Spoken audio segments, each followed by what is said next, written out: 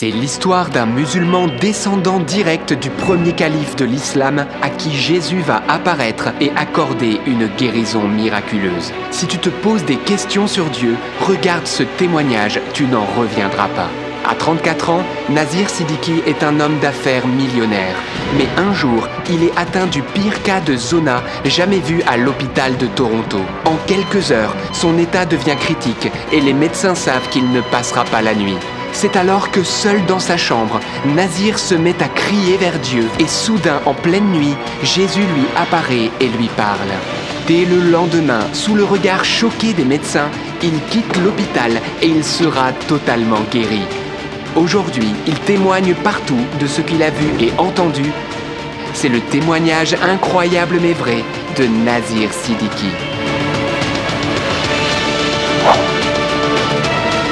Waouh, une émission qui va juste vous bouleverser. N'oubliez pas de vous abonner à la chaîne pour ne pas louper les prochains témoignages. Allez, c'est parti, on se retrouve juste après.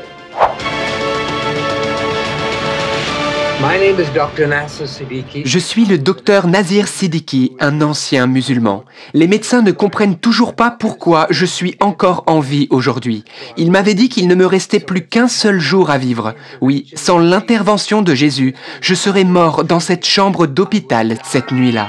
Et je vais maintenant vous raconter mon témoignage. J'ai grandi dans une famille musulmane et je lisais le Coran. Mon ancêtre était Abu Bakr as-Siddiq. C'était l'ami le plus proche de Muhammad et il a été le premier à accéder au rôle de chef, de calife des nations musulmanes. Et moi, c'est vrai, je suis un Siddiqui, c'est-à-dire un descendant direct d'Abu Bakr as-Siddiq. Et donc, le fait que moi, aujourd'hui, je crois au Seigneur Jésus-Christ, c'est quelque chose de totalement exceptionnel. Si je me rendais aujourd'hui au Moyen-Orient, je me ferais direct, car pour eux, je suis un keffar, c'est-à-dire un hérétique.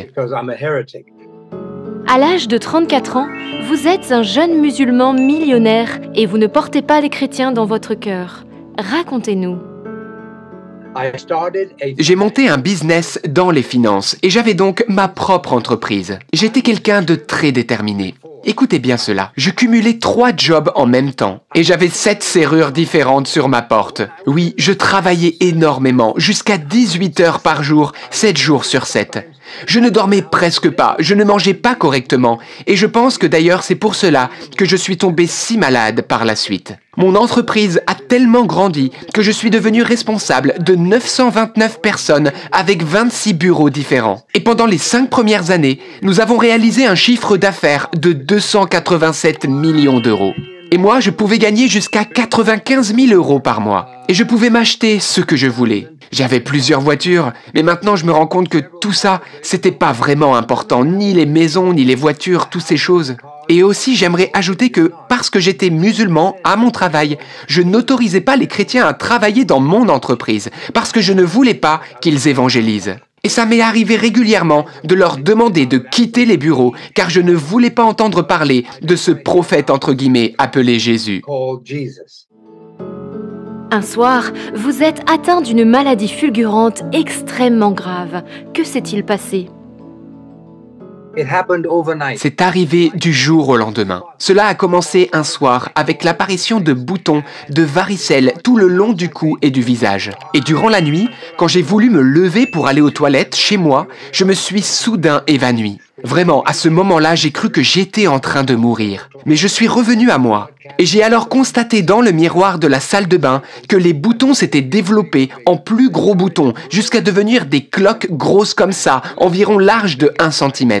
Et toute ma partie droite était envahie par les cloques. Et j'ai alors réalisé que j'avais quelque chose de très grave et que je devais me rendre à l'hôpital le plus vite possible. Une amie à moi est alors venue et m'a emmené d'urgence à l'hôpital où j'ai été aussitôt pris en charge. Les cloques, entre-temps, ont continué de grossir de plus en plus, à tel point qu'elles se rejoignaient entre elles. Cela devenait donc de plus en plus gros, et ça partait du milieu du crâne, et ça descendait du côté droit sur le visage, jusque dans le cou, et même sur l'épaule. J'en avais également un peu devant le torse et dans le dos. Mais tout cela n'était que du côté droit, d'un seul côté de mon corps. À l'hôpital, les médecins diagnostiquent le pire cas de zona jamais vu à Toronto, ce virus qui a déjà atteint votre visage et vous a défiguré. En fait, j'avais l'impression que quelqu'un avait versé de l'essence sur le côté droit de mon visage et avait craqué littéralement une allumette pour y mettre le feu. Oui, la douleur que je ressentais, c'était la douleur la plus intense que j'avais jamais ressentie de ma vie. Et pendant que j'étais hospitalisé, tous les boutons ont continué de grossir. Mon oreille droite était totalement recouverte de cloques. Elle était devenue grosse comme un ballon, si bien qu'elle touchait mon épaule. Vous imaginez? Et tout cela était arrivé si rapidement, en 48 ou 72 heures tout au plus. Et à un moment donné, les médecins commençaient à discuter entre eux parce qu'ils voulaient coudre mes paupières pour les garder fermées, afin d'éviter que je ne perde la vue, car le virus se propageait à une vitesse incroyable, et cela jusque dans mes yeux. Donc ils voulaient protéger mes yeux, et le seul moyen était que je les garde constamment fermés. J'ai bien sûr également été mis sous perfusion, car je ne pouvais plus m'alimenter. J'avais des cloques partout, même sur la joue. Et finalement, les médecins, après un bon moment, ont posé un diagnostic. Ils m'ont dit que c'était de loin le pire cas de zona jamais enregistré à l'hôpital général de Toronto. Et regardez cette photo, voilà ce à quoi je ressemblais. Je ne sais pas si vous arrivez à voir la photo. Ce que vous pouvez voir ici, eh bien c'est un homme d'affaires musulman au bord de la mort. Et j'étais en train de faire les pires complications qui soient. Ma température était même arrivée à 42 degrés. C'était juste critique. La fièvre était si importante que cela empêchait mon cerveau de fonctionner normalement. En quelque sorte, mon cerveau cuisait à petit feu. Et j'ai commencé à avoir des lésions cérébrales. J'étais intérieurement totalement désespéré et j'avais peur de mourir. Nazir, votre cas est si grave que les médecins s'attendent à vous voir mourir dans les heures qui suivent. Mais là, vous criez vers Dieu et Jésus vous apparaît dans votre chambre. Racontez-nous. Le soir juste avant que j'aie la vision de Jésus, j'ai entendu les médecins parler à mon sujet. Ils pensaient que j'étais en train de dormir, mais même si mes yeux étaient fermés, mes oreilles entendaient, oui, je ne dormais pas, et j'ai pu entendre les médecins discuter entre eux en m'examinant. Ils disaient que très probablement, je serais mort le lendemain matin. Et ils se préparaient à mon décès. Et cela, ça m'a complètement terrorisé. Je ne voulais pas mourir. Et apprendre que les médecins étaient en train de laisser tomber, qu'ils étaient en train de me laisser mourir dans cet hôpital de Toronto, ça m'a totalement plongé dans le désespoir. Oui, j'avais si peur de mourir. Alors c'est là que, dans mon désespoir, j'ai crié vers Dieu. Je lui ai dit, « Dieu, si tu existes, ne me laisse pas mourir. » Eh bien, j'aimerais vous dire ceci. Mohamed n'est pas venu. Allah n'est pas venu. Mais c'est Jésus qui est entré littéralement dans ma chambre cette nuit-là, aussi réel que je suis réel devant vous et que vous aussi vous êtes réel. C'était au milieu de la nuit. Oui, Jésus m'est bel et bien apparu dans ma chambre d'hôpital. Et je ne voyais que le contour de sa personne au bout du lit. Il en émanait une telle lumière que je ne pouvais pas distinguer les traits de son visage. Mais il m'a dit deux choses. Premièrement, je suis le Dieu des chrétiens. Et deuxièmement, je suis le Dieu d'Abraham, d'Isaac et de Jacob. Et là, sincèrement, entre nous, je ne comprenais pas pourquoi il m'avait dit cela, car je pensais qu'Abraham était le père des musulmans à travers Ismaël. Oui, c'était ce que je pensais, mais il m'a dit « Je suis le Dieu d'Abraham, d'Isaac et de Jacob ». Il n'a pas dit Ismaël. Et là, je me suis demandé « Mais pourquoi Jésus est-il venu pour moi, un musulman en train de mourir ?» Alors, bien sûr, les musulmans croient aussi en Jésus, mais ils croient que c'est juste un prophète, absolument pas le Fils de Dieu. Alors, eh bien moi, à ce moment-là, ça a soulevé une question dans mon cœur. Mais ce Jésus qui m'est apparu, est-il vraiment le Fils de Dieu? Est-il vraiment ce que disent de lui les chrétiens? Et nous voilà arrivés au lendemain matin, et je me souviendrai toujours des médecins qui sont venus m'examiner. Oui, là, ils ont été totalement choqués. Ils ne comprenaient pas pourquoi j'étais encore en vie. Et ils m'ont dit que le zona était en rémission. En fait, par rémission, ils voulaient dire qu'au lieu de grossir, les cloques étaient en train de rétrécir. Et effectivement, tout a arrêté de pousser et les boutons ont commencé à rétrécir de jour en jour. Ma température est également redevenue normale et je suis donc sorti de l'hôpital le lendemain. C'était un samedi. À ce moment-là, les médecins m'ont prévenu en partant que je garderais toujours des séquelles, des taches blanches sur tout le côté de mon visage. Et vous savez, je suis vraiment devenu par la suite un cas d'étude pour les médecins parce qu'ils ne comprenaient pas comment j'avais pu survivre. Et pourquoi je n'ai gardé aussi aucune séquelle. Eh bien moi, je peux vous dire la raison de ma survie. Je peux vous dire pourquoi. Son nom, c'est Jésus. En tant que musulman, vous êtes totalement choqué par cette apparition de Jésus et vous commencez à vous poser des questions sur son identité. Et là, Dieu va vous répondre. Comment ? J'avais cette grande question qui brûlait dans mon cœur. Est-ce que Jésus est le Fils unique du Dieu vivant? Eh bien, ce matin-là, je me suis réveillé à 6 heures du matin. Je suis sorti du lit et je me suis rendu dans le salon et j'ai allumé la télévision. Et là, c'est juste incroyable. Je suis tombé sur une émission et à l'écran, c'était écrit noir sur blanc les mots suivants. Jésus est-il le Fils de Dieu ? C'était incroyable, c'était ma question.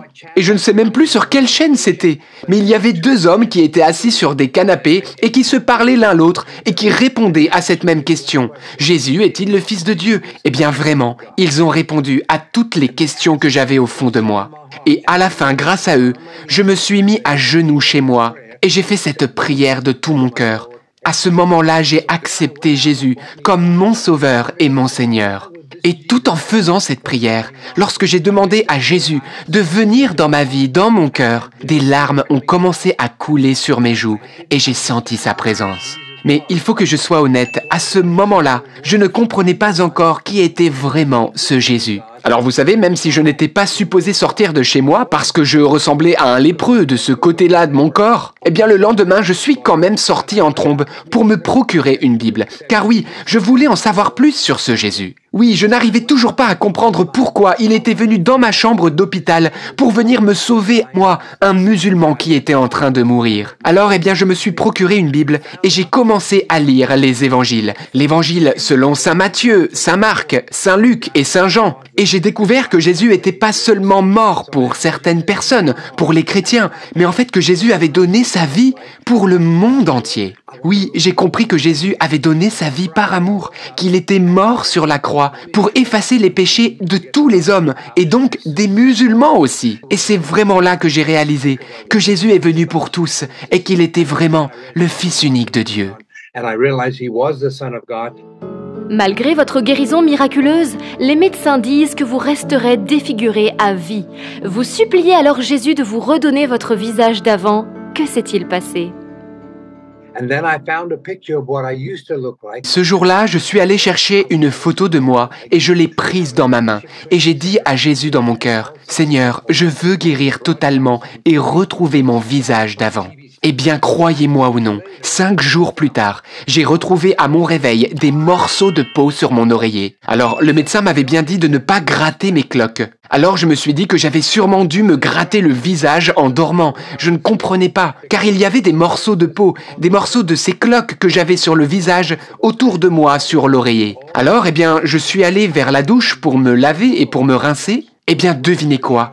Toutes les cloques de mon visage, de mon oreille, sur mon cou, eh bien, toutes les cloques sont littéralement tombées dans la baignoire. Mais imaginez la peau que j'avais une fois les cloques tombées. Ma peau était rouge vif, à tel point, excusez-moi de l'expression, mais on aurait dit de la viande rouge crue. Et là, j'ai alors demandé au Seigneur, j'ai dit, Seigneur, est-ce que je peux être guéri complètement, sans séquelles? Et j'ai alors supplié Jésus de me redonner une peau parfaitement normale et saine. Eh bien, croyez-moi ou non, 1 semaine environ après cette nouvelle prière, tout était restauré. La peau qui était rouge vif avait retrouvé un aspect totalement normal. Alors que les médecins m'avaient pourtant prévenu que j'aurais toute ma vie des taches blanches partout sur le visage une fois que la peau rouge aurait séché.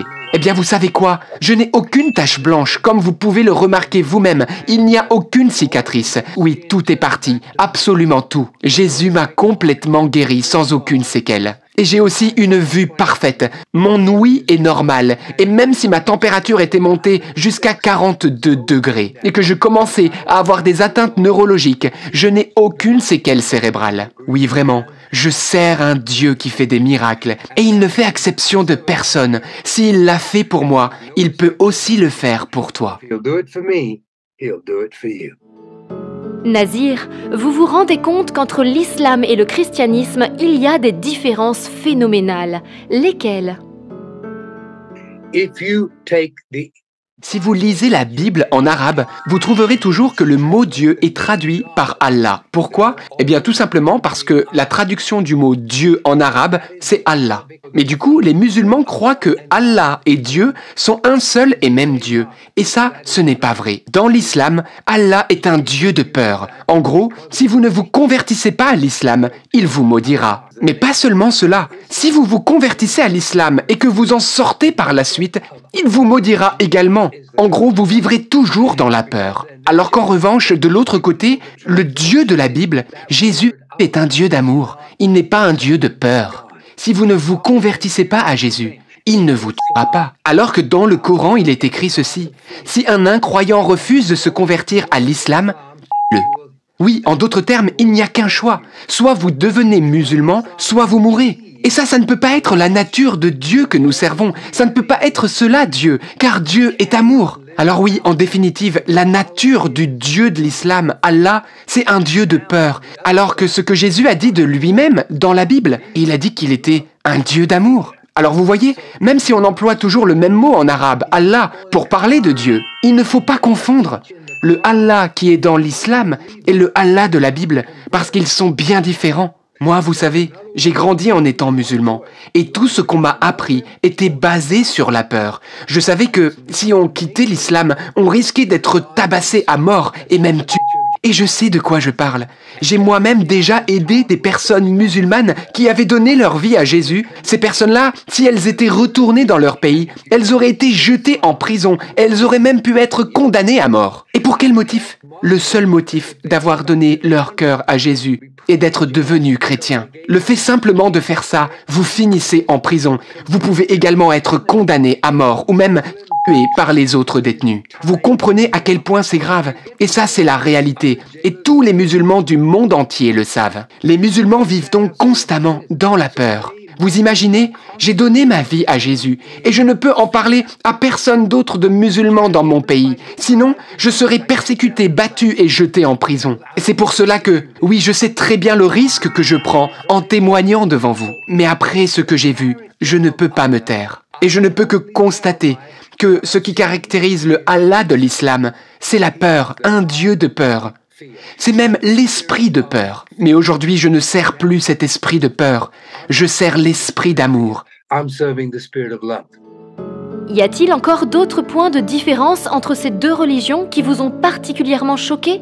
Lesquels?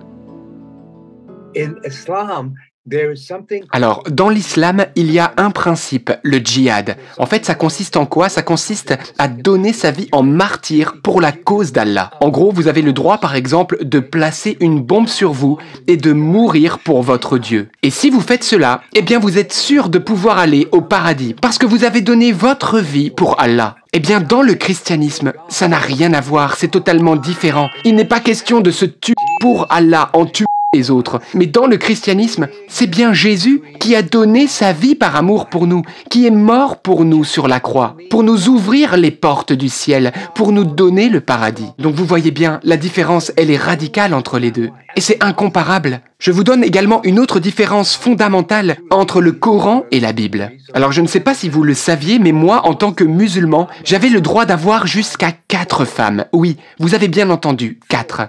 Et dans l'islam, vous savez, votre femme n'est pas votre égale. Absolument pas. Elle n'est même pas considérée comme un être humain. D'ailleurs, dans certains pays musulmans, ils interdisent même aux filles d'aller à l'école, ou même de leur apprendre à lire ou à écrire. En fait, on les considère ni plus ni moins que comme des propriétés qu'on peut posséder, comme des biens en fait. Oui, dans l'islam, on possède sa femme. Car dans le Coran, il est dit « Si ta femme ne t'obéit pas, bats-la avec un bâton. » Mais comment Dieu pourrait être ainsi? Cela ne peut pas être le même Dieu que celui des chrétiens. Il est également écrit dans le Coran « Si ta femme te désobéit une deuxième fois, chasse-la hors de ta maison. » Oui, dans l'islam, vous n'avez même pas à vous rendre chez un juge pour divorcer. Vous la chassez de chez vous et vous êtes considéré comme divorcé. Est-ce que cela vous paraît normal? Et enfin, j'aimerais vous partager encore une autre différence. Si vous demandez à un musulman « Iras-tu au paradis ?» il vous répondra toujours « Inch'Allah », c'est-à-dire « Je l'espère, si Dieu le veut ». Et si vous lui dites « Mais que veux-tu dire par je l'espère, si Dieu le veut ?» Eh bien, il vous répondra qu'il n'en est pas certain d'aller au paradis. Et si vous redemandez « Mais pourquoi tu en es pas certain ?» Eh bien, tout bon musulman vous répondra ceci. Si au jour de ma mort, mes mauvaises actions surpassent mes bonnes actions, alors j'irai en enfer. Mais si mes bonnes actions surpassent mes mauvaises actions, alors seulement j'irai au paradis. Vous comprenez? En fait, dans l'islam, le seul moyen d'accéder au paradis, c'est par les œuvres. Les musulmans doivent multiplier les bonnes œuvres pour espérer pouvoir aller au ciel. C'est par ses propres moyens, en gros.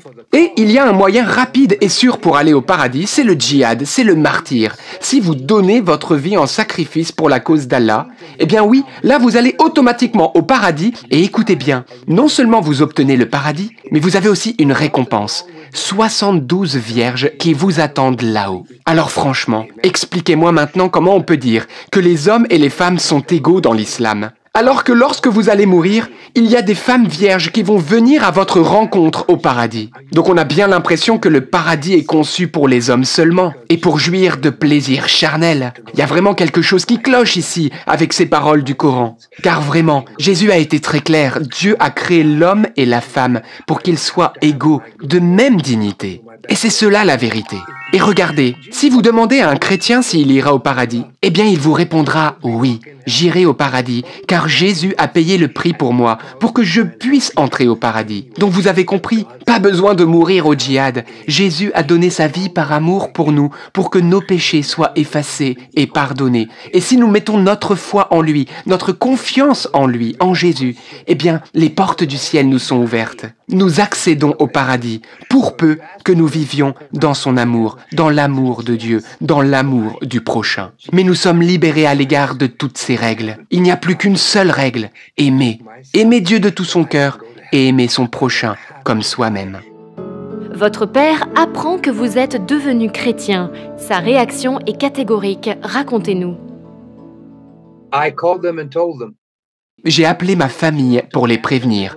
J'habitais à ce moment-là à Toronto, au Canada, et eux, ils étaient à Londres, en Angleterre. J'ai donc appelé mon père pour lui dire que j'étais devenu chrétien. Et qu'est-ce qui s'est passé? Il m'a immédiatement renié. Il m'a dit ceci: « Ne viens plus chez moi, tu ne fais plus partie de cette famille. Et si tu me vois marcher dans la rue, traverse pour aller marcher de l'autre côté. Tu n'es plus mon fils. » Et vous savez, à sa mort, il a laissé tout l'héritage à mon frère et à ma sœur, mais à moi, rien. Et pourtant, à chaque fois que mon père faisait une crise cardiaque, je me rendais à Londres pour être à son chevet. Je lui rendais visite même si je n'étais pas autorisé à vivre dans sa maison. Mais à chaque fois, je suppliais le Seigneur au nom de Jésus de lui apporter la guérison. J'ai fait ceci 3 ou 4 fois et à chaque fois, il s'en sortait. Nazir, il y a quelque chose qui va changer radicalement en vous depuis que vous avez quitté l'islam. Quoi donc ? Oui, tout a changé à partir du moment où j'ai donné ma vie à Jésus. J'ai commencé à chercher une église près de chez moi pour pouvoir en savoir plus sur Jésus, pour en apprendre davantage et grandir spirituellement. J'ai retiré de ma maison tous les objets relatifs à l'islam. Et en effet, tout a changé. Ma vie et même mon caractère. Vous savez, avant, j'étais quelqu'un qui ne vivait que pour le travail. Et ainsi, j'ai modifié ma manière de vivre pour ne pas retomber dans cet acharnement au travail, comme ça l'avait été dans mon passé. Donc oui, j'ai changé pas mal de choses dans ma vie et j'ai commencé à me rendre à l'église 2 fois par semaine pour mieux connaître la parole de Dieu. Parce que oui, Jésus n'a pas donné sa vie pour moi pour que j'aie une vie insupportable. Il n'a pas donné sa vie pour que je mène une vie invivable. Non. Il est écrit ceci dans la Bible, que Jésus a donné sa vie par amour pour moi, pour que j'aie la vie, et la vie en abondance. Et c'est ce que j'ai commencé à expérimenter avec lui. J'ai expérimenté cette vie en abondance dans chaque aspect de ma vie, ma santé, mes finances, ma famille. Oui, vraiment, chaque domaine de ma vie a été impacté par son amour. In my family, in every area. Vous commencez à témoigner de votre expérience surnaturelle avec Jésus et à prier pour les malades. C'est alors que des guérisons miraculeuses se produisent. When people heard my testimony, J'ai commencé à donner mon témoignage et les personnes ont commencé à me demander de prier pour elles au nom de Jésus. Parce que la Bible dit ceci dans l'Évangile selon saint Marc au chapitre 16. « Voilà les signes qui accompagneront ceux qui auront cru. Ils imposeront les mains aux malades et les malades seront guéris. » Et c'est ce que j'ai commencé à faire. Vous savez, venant d'un milieu musulman, je ne connaissais rien de la Bible, absolument rien. J'ai alors commencé à la lire et j'ai cru tout ce que j'ai lu. Et puisque la Bible nous demande de prier pour la guérison des malades, eh bien j'ai décidé que partout où j'irai, j'annoncerai la parole de Dieu, eh bien je prierai également pour les personnes malades. Mais j'aimerais dire ceci, nous ne sommes pas des guérisseurs. Nous ne sommes que les mains de Jésus. C'est Jésus et Jésus seul qui guérit. Et j'ai donc commencé à prier et à imposer mes mains au nom de Jésus-Christ sur les personnes malades. Je commençais à demander au Seigneur, au nom de Jésus, que les maladies puissent quitter leur corps. Et vous savez ce qu'il s'est produit ?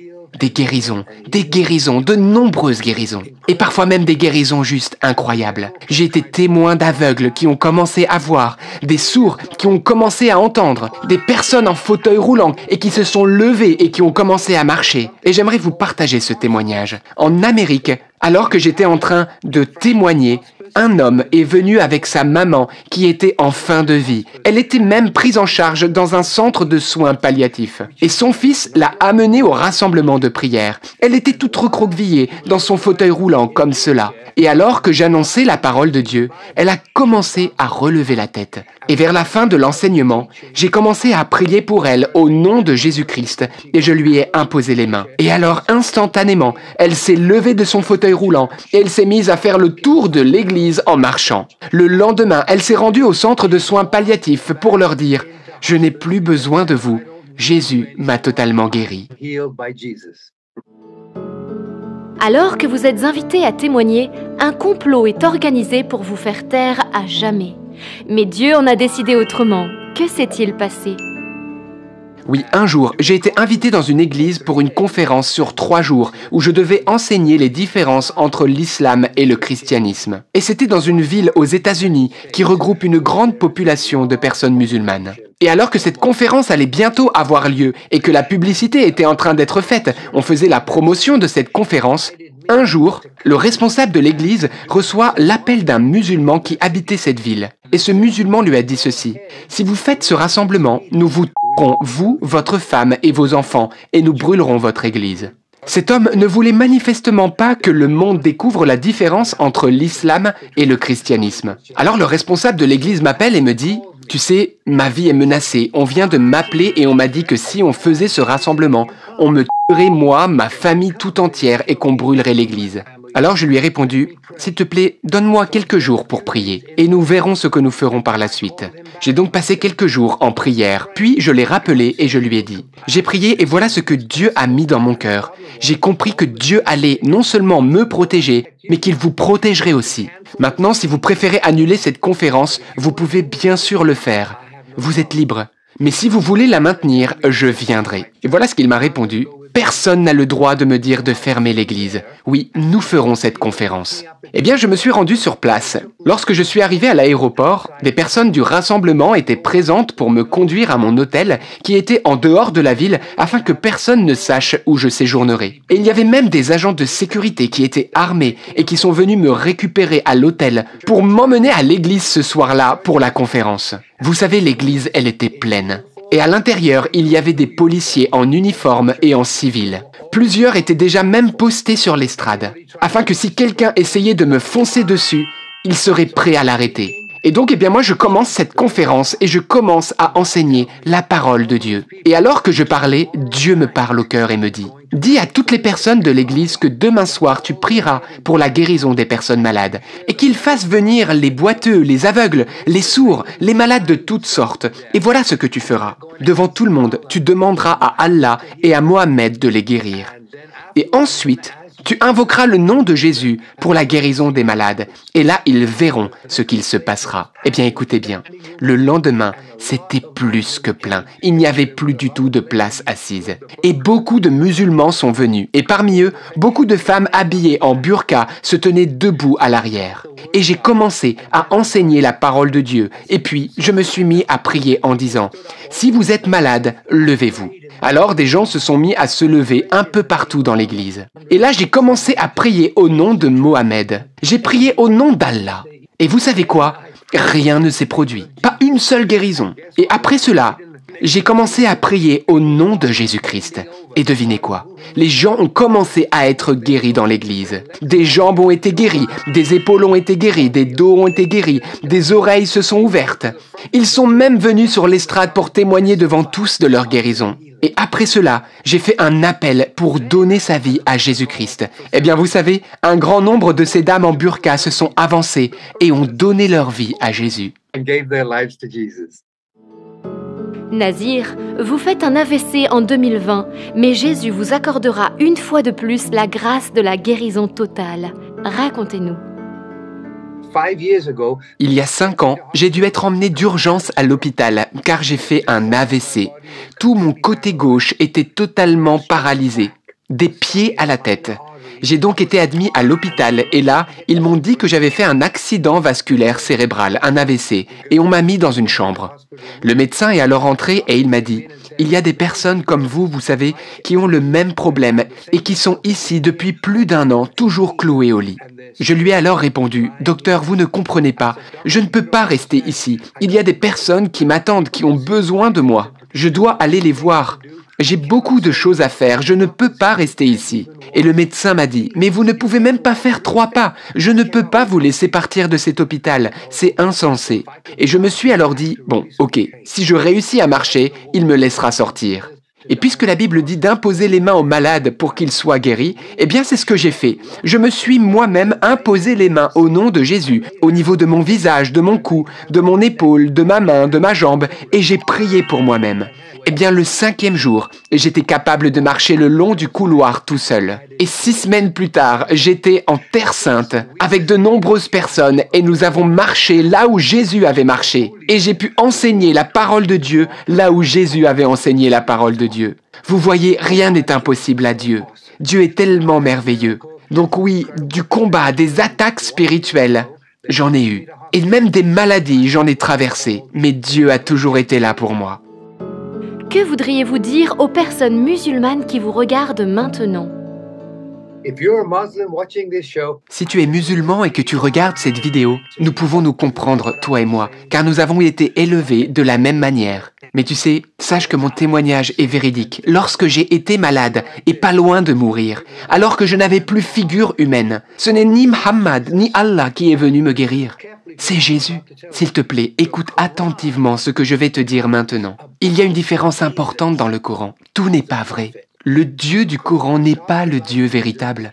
Car tu le sais, si nous quittons l'islam, nous sommes passibles de mort. Et nous avons peur de Dieu et peur de son châtiment. Mais Dieu ne veut pas que nous vivions dans la peur, mais dans l'amour. L'amour bannit la peur. Jésus t'aime et il a donné sa vie pour toi. Et comment tu peux rencontrer Jésus? Eh bien, tourne-toi vers lui, crie vers lui, donne-lui ta vie, apprends à connaître sa parole. Et alors tu vas te rendre compte que ta vie sera complètement transformée et tu vivras cette vie que Dieu a prévue pour toi depuis si longtemps, une vie pleine de bonheur. Pouvez-vous prier pour les personnes malades qui suivent cette émission?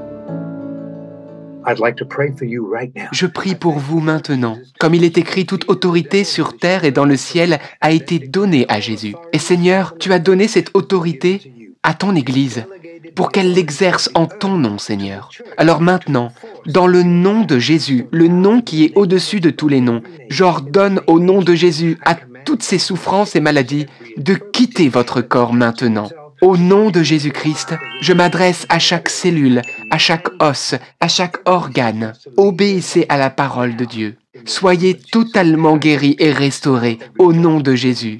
Oui, Seigneur, je te rends grâce. Que ta volonté soit faite maintenant. Oui, frères et sœurs, recevez maintenant, alors que nous sommes en train de prier, cette même onction de guérison qui a touché cette femme qui perdait du sang et qui a été instantanément guérie. Recevez cette onction de guérison qui a permis à l'aveugle Bartimée de voir instantanément. Recevez cette onction de force au nom de Jésus. Oh oui, Seigneur, fais couler ton onction maintenant, à travers les réseaux sociaux, pour atteindre chaque personne malade maintenant. Et que ton Esprit Saint puisse chasser toute maladie. Car Seigneur, tu es un Dieu de guérison et de restauration. Et comme dit l'Écriture, par tes plaies, ils ont été guéris. Je te rends grâce, Seigneur. Ô mon Dieu, ensemble, nous te donnons toute la gloire, tous les honneurs, toute la louange dans cette prière que nous t'avons fait au nom puissant et incomparable de Jésus-Christ. Et si vous avez à cœur de recevoir tous les bienfaits de cette prière, vous pouvez dire là où vous êtes un beau Amen. Say amen. Quelle est votre mission aujourd'hui? I travel around the world. Je voyage partout à travers le monde pour enseigner la parole de Dieu et témoigner. Et j'enseigne la parole de Dieu en version grecque, mais également en hébreu, afin que nous puissions bien la comprendre. C'est cela notre travail, parcourir le monde pour enseigner la Bible. Et nous diffusons d'ailleurs notre émission dans le monde entier, tout comme notre live. Cast all over the world. Plus largement, quels conseils donneriez-vous à tous ceux qui ont été touchés par votre témoignage? The beginning of his ministry and the first word he said. Au tout début du ministère public de Jésus, il disait « repentez-vous ». Mais quand on regarde le mot grec employé ici pour le mot « se repentir », c'est « métanoé », qui signifie en fait « changer votre manière de penser ». Jésus n'était pas en train de dire « repens-toi, sinon tu vas finir en enfer ». Il était en train de dire « le royaume des cieux est proche, changez votre manière de penser ». Et donc la question qu'on doit se poser, mais c'est quoi ce royaume des cieux? Qu'est-ce que c'est? Vous savez, dans le pays où je vis actuellement, nous votons tous les 4 ans pour élire un président. Et je sais qu'en France, c'est la même chose, vous votez. Mais j'aimerais vous dire ceci, le royaume de Dieu n'est pas une démocratie. Nous ne votons pas pour élire Jésus. C'est une théocratie, c'est-à-dire que Jésus est roi, que nous votions pour lui ou non, et en plus il est le roi des rois. Et là nous comprenons que c'est à nous de nous ajuster sur la vérité. Oui, avant je vivais dans une démocratie, mais désormais je vis dans une théocratie, dans un royaume, le royaume de Dieu. Et lorsque nous sommes dans son royaume à lui, tout fonctionne différemment. C'est pourquoi il nous faut mieux connaître ce royaume.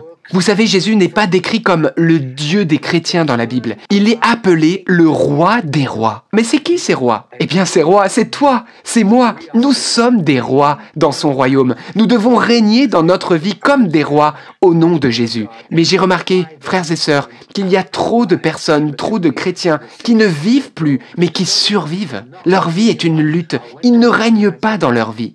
Ils subissent leur vie. Et vous savez, je me suis tourné vers Dieu et je lui ai demandé « Pourquoi avons-nous tant de difficultés à vivre comme tu le désires ?» C'est quoi le problème? Le Seigneur m'a dit ceci. Regarde et va lire dans le livre de la Genèse, tout au commencement de la Bible, et je vais te montrer pourquoi j'ai créé l'homme et la femme. Et dans le chapitre 1 du livre de la Genèse, au verset 26, il est écrit ceci. Dieu dit, faisons l'homme à notre image, selon notre ressemblance, et qu'il domine sur les poissons de la mer, sur les oiseaux du ciel, sur le bétail, sur toute la terre, et sur tous les reptiles qui rampent sur la terre. Vous voyez, nous avons été créés pour dominer, et non pas pour être dominés et subir les aléas de la vie constamment. Nous avons été créés pour être des conquérants, des vainqueurs par Jésus-Christ. Oui, nous avons reçu un pouvoir de Dieu qui a été donné à l'homme. Mais comment alors l'obtenir? Comment en vivre? Et ça, c'est une bonne question. Eh bien, Jésus a répondu à ceci. Vous allez recevoir une force, celle de l'Esprit Saint, qui descendra sur vous. Vous serez alors mes témoins. Donc vous voyez, nous devons être remplis du Saint-Esprit. Nous sommes bien plus armés et plus forts que tous les hommes de l'Ancien Testament ne l'ont jamais été. Et vous comprenez, et c'est pas seulement nous contenter d'apprendre à vivre avec le Saint-Esprit qui est en nous. Non, ça va plus loin que ça. Dans l'Épître aux Romains au chapitre 8, verset 14, il est écrit ceci. Tous ceux qui sont conduits par l'Esprit de Dieu sont fils de Dieu. Et le mot conduire, il vient du grec ici, ago, qui signifie être contrôlé par. Oui, frères et sœurs, l'Esprit Saint n'est pas descendu vivre en nous seulement comme ça pour rien faire. Il est venu pour prendre le contrôle de notre vie, pour saisir notre vie. Autrement dit, pour nous conduire, nous guider et pour nous diriger, afin que nous puissions dire ce qu'il désire que nous disions, faire ce qu'il veut que nous fassions et aller là où il veut que nous allions. Et donc vous l'avez compris, la vraie problématique, c'est que nous n'écoutons pas l'Esprit Saint et nous ne le laissons plus conduire notre vie. Vous savez ce qu'il vous reste à faire. Un mot de la fin?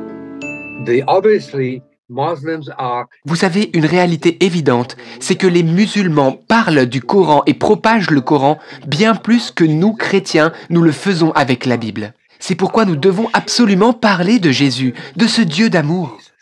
Vous savez, plus d'1 million de musulmans ont déjà donné leur vie au Christ dans le Moyen-Orient. Oui, en ce moment, Jésus apparaît à de nombreux musulmans.